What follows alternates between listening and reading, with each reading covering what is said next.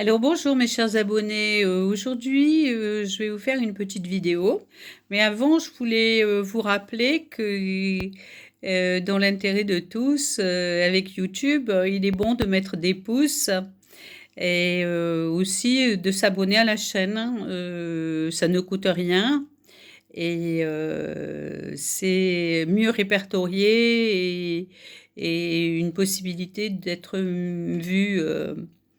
Bon. Donc, pensez aux pouces et aussi à l'abonnement. Voilà, donc je voulais vous parler aujourd'hui de ego et attachement.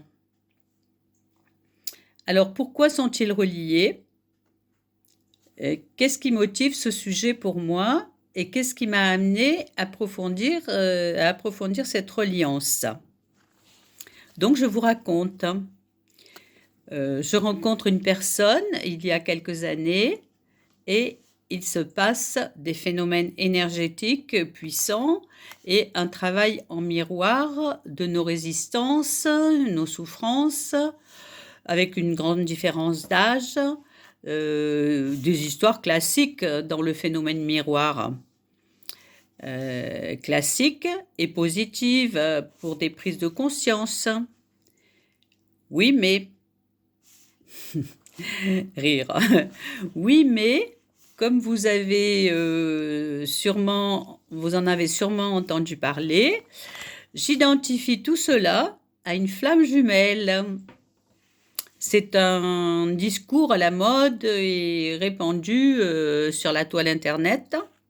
Et je considère que ça parle peut-être de cette relation.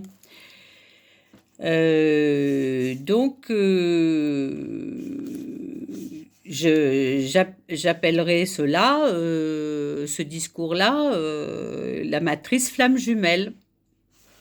Alors, voici que mon ego et ma croyance s'identifient totalement à cette matrice. Cette matrice étant, il y a un chasseur qui poursuit et un runner qui fuit. Et puis, donc, après un certain temps, il y a une séparation, bien entendu. Bien sûr, elle est douloureuse, mais l'espérance des retrouvailles,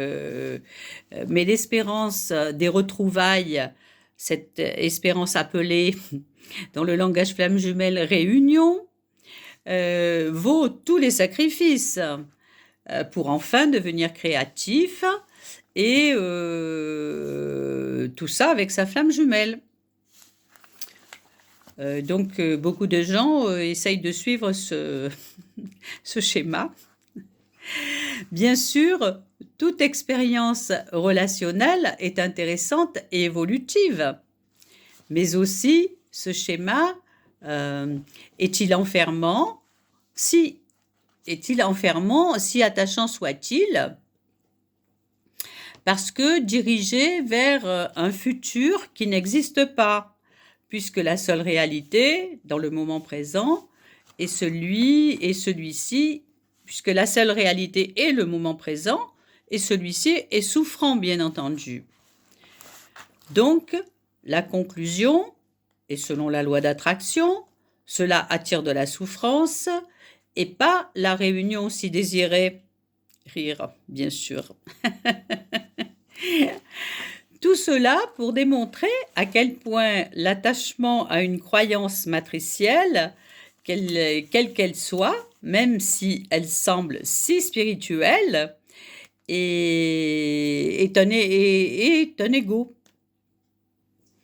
Difficile de lâcher, et un ego difficile à lâcher, et qui, quand la prise de conscience de cet attachement est survenue pour moi, évidemment, une libération s'est faite et une réouverture à la vie relationnelle tellement plus vivante et vibrante s'est installée.